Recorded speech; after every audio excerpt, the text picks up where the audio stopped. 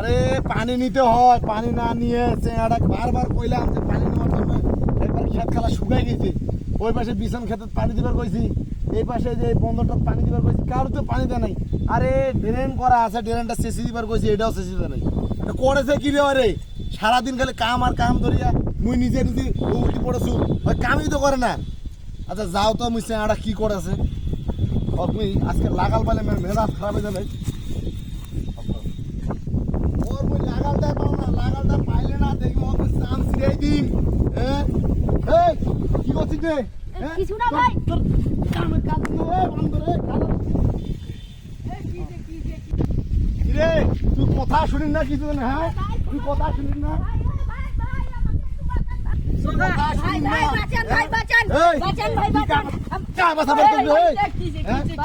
আরে ওই গাধাটা কইছো মুই, ওই যে ক্ষেতখানে পানি নিবার জন্য, ওই একবার পানি টানি নে না, ওই খালি ঘুরি বেড়াচ্ছে। হ্যাঁ আর কি ছাগল বল কাজ করেছে না নাকি রে?